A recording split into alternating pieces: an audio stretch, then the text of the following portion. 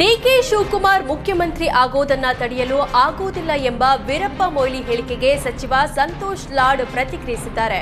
ಮೊಯ್ಲಿ ಹೇಳಿಕೆ ಅದು ಅವರ ವೈಯಕ್ತಿಕ ಅಭಿಪ್ರಾಯ. ನಾವು ಅವರ ಹೇಳಿಕೆ ಬಗ್ಗೆ ಏನೂ ಹೇಳೋಕ್ಕಾಗಲ್ಲ. ಇಬ್ಬರು ಮೂವರು ಶಾಸಕರು ಹೇಳಿದ್ದಾರೆ. ಆದರೆ ನಮ್ಮಲ್ಲಿ ಹೈಕಮಾಂಡ್ನದ್ದೇ ಅಂತಿಮ ತೀರ್ಮಾನ. ಎಲ್ಲವನ್ನ ಹೈಕಮಾಂಡ್ ನಿರ್ಧರಿಸುತ್ತೆ ಅಂತ ಹೇಳಿದ್ರು. ಕೃಷಿಗೆ ಗ್ಯಾರಂಟಿ ಹಣ ಕೊಟ್ಟರೆ ಹೆಚ್ಚು ಅಭಿವೃದ್ಧಿ ಆಗುತ್ತೆ ಎಂಬ ಕುಮಾರಸ್ವಾಮಿ ಹೇಳಿಕೆಗೆ ಶಾಸಕ ಎಚ್.ಸಿ. ಬಾಲಕೃಷ್ಣ ಟಾಂಗ್ ಕೊಟ್ಟಿದ್ದಾರೆ. ನಾವು ಗ್ಯಾರಂಟಿ ಯೋಜನೆಗೆ ಅನುದಾನ ಕೊಟ್ಟಿದ್ದೇವೆ. ಕೇಂದ್ರ ಸಚಿವ ಕುಮಾರಸ್ವಾಮಿ ಕೃಷಿಗೆ ಅನುದಾನ ನೀಡಲಿ, ಬೇಕಾದ್ರೆ ಅವರೇ ಆ ಕ್ರೆಡಿಟ್ ತೆಗೆದುಕೊಳ್ಳಲಿ. ಕೇಂದ್ರದಿಂದ ಕೃಷಿಗೆ ವಿಶೇಷ ಅನುದಾನ ತರುವಂತೆ ಮನವಿ ಮಾಡ್ತೇನೆ. ಕುಮಾರಸ್ವಾಮಿ ಕೇಂದ್ರ ಮಂತ್ರಿ ಆದ್ಮೇಲೆ ಸಾಕಷ್ಟು ನಿರೀಕ್ಷೆ ಇತ್ತು. ಆ ನಿರೀಕ್ಷೆಗಳೆಲ್ಲ ಹುಸಿಯಾಗಿದೆ. ರಾಜ್ಯಕ್ಕೆ ಯಾವುದೇ ವಿಶೇಷ ಅನುದಾನ ತರುವಲ್ಲಿ ವಿಫಲರಾಗಿದೆ. ಮೀಸಲಿಟ್ಟ ಭದ್ರಾ ಮೇಲ್ದಂಡೆ ಯೋಜನೆಯ 5,000 ಕೋಟಿ ಅನುದಾನ ಬಿಡುಗಡೆ ಮಾಡಿಸಿಲ್ಲ. ಹೀಗಾಗಿ ನಿಮ್ಮ ಕಾರ್ಯ ಚಟುವಟಿಕೆಗಳನ್ನ ತೋರಿಸಿ ರಾಜ್ಯಕ್ಕೆ ಅನುಕೂಲ ಮಾಡಿಸಿಕೊಡಿ ಅಂತ ತಾಕೀತು ಮಾಡಿದ್ದಾರೆ. ಸರ್ಕಾರಿ ಕೆಲಸ ಕೊಡಿಸುವ ಆಸೆ ತೋರಿಸಿ ವ್ಯಕ್ತಿಯೋರ್ವನಿಗೆ ಪಿಡಿಒ ವಂಚನೆ ಮಾಡಿದ್ದಾನೆ. ದಾಬಾಸ್ಪೇಟೆಯ ವೈದ್ಯನ ಜೊತೆ ಸೇರಿ ಸಬ್ ಇನ್ಸ್ಪೆಕ್ಟರ್ ಕೆಲಸ ಕೊಡಿಸೋದಾಗಿ ಪಿಡಿಒ ಯೋಗೇಂದ್ರ ವಂಚನೆ ಮಾಡಿದ್ದಾನೆ. ದಾಬಾಸ್ಪೇಟೆ ವೈದ್ಯ ಚಂದ್ರಶೇಖರ್ ಮತ್ತು ಯೋಗೇಂದ್ರ ಆಸ್ಪತ್ರೆಗೆ ಬಂದ ವ್ಯಕ್ತಿಯನ್ನ ಪರಿಚಯ ಮಾಡಿಕೊಂಡಿದ್ರು. ಬಳಿಕ ಅದೇ ವ್ಯಕ್ತಿಯಿಂದ ಸಬ್ ಇನ್ಸ್ಪೆಕ್ಟರ್ ಕೆಲಸ ಕೊಡಿಸೋದಾಗಿ ನಂಬಿಸಿ 45 ಲಕ್ಷ ಹಣ ಪಡೆದಿದ್ದಾರೆ. 2 ವರ್ಷವಾದರೂ ಕೆಲಸ ಕೊಡಿಸದೆ ದಿನ ಮುಂದೂಡ್ತಿದ್ರು. ಹಣ ವಾಪಸ್ ಕೇಳಿದಕ್ಕೆ ಕೇವಲ 15 ಲಕ್ಷ ಹಣ ವಾಪಸ್ ನೀಡಿದ್ರು.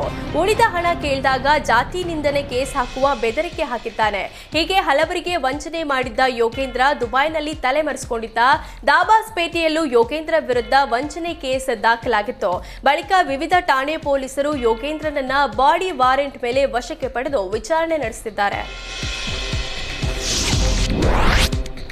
ರೇಣುಕಾ ಸ್ವಾಮಿ ಮರ್ಡರ್ ಕೇಸಲ್ಲಿ ಜೈಲು ಸೇರಿದ್ದ ದರ್ಶನ್ ಜಾಮೀನು ಪಡೆದು ಹೊರಬಂದಿದ್ದಾರೆ. ಆದರೆ ಈಗ ದರ್ಶನ್ ಮನೆಯಲ್ಲಿ ಪತ್ನಿ ವಿಜಯಲಕ್ಷ್ಮಿ ಬಾಸ್ ಆಗಿದ್ದು ಕೆಲವೊಂದು ನಿರ್ಧಾರ ಕೈಗೊಂಡಿದ್ದಾರೆ.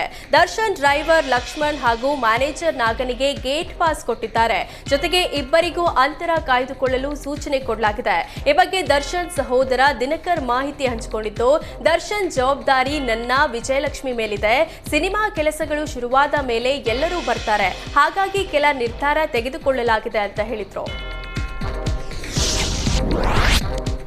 ಕಲಬುರಗಿಯಲ್ಲಿ ಮಹಾರಾಷ್ಟ್ರ ಬಸ್ಗೆ ಕಪ್ಪು ಮಸಿ ಬಳಿದ ವಿಚಾರ ಪ್ರಸ್ತಾಪಿಸಿದ ಶಿವಸೇನೆ ಉದ್ಧವ್ ಠಾಕ್ರೆ ಬಣದ ಮುಖಂಡ ಮತ್ತೆ ನಾಲಿಗೆ ಹರಿಬಿಟ್ಟಿದ್ದಾನೆ. ಕರ್ನಾಟಕದಲ್ಲಿ ಮಹಾರಾಷ್ಟ್ರ ಬಸ್ಗಳಿಗೆ ಕಪ್ಪು ಮಸಿ ಬಳಿದ್ರೆ ಇಲ್ಲಿ ಕನ್ನಡಿಗರಿಗೆ ಉದ್ಯೋಗ ಮಾಡಲು ಬಿಡಲ್ಲ ಅಂತ ವಿಜಯ್ ದೇವಣೆ ಉದ್ದಟತನದ ಹೇಳಿಕೆ ನೀಡಿದ್ದಾರೆ. ಈ ಬಗ್ಗೆ ಶಿವಸೇನೆಯ ಕೊಲ್ಲಾಪುರ ಘಟಕದ ಜಿಲ್ಲಾಧ್ಯಕ್ಷ ವಿಜಯ್ ದೇವಣೆ ವಿಡಿಯೋ ಹೇಳಿಕೆ ಬಿಡುಗಡೆ ಮಾಡಿದ್ದು, ಕರ್ನಾಟಕ ಸಿಎಂ ಸಿದ್ದರಾಮಯ್ಯಗೆ ನಾನು ಎಚ್ಚರಿಕೆ ಕೊಡ್ತಿದ್ದೇನೆ. ಮಹಾರಾಷ್ಟ್ರ ಬಸ್ ತಡೆದ ಕನ್ನಡ ಪರ ಸಂಘಟನೆಗಳ ವಿರುದ್ಧ ಕ್ರಮ ಕೈಗೊಳ್ಳಿ.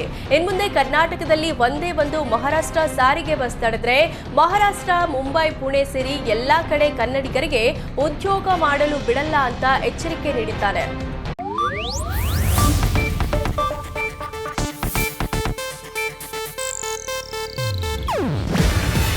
ಇದು ಏಷ್ಯಾನೆಟ್ ನ್ಯೂಸ್ ನೆಟ್ವರ್ಕ್ ಪ್ರಸ್ತುತಿ.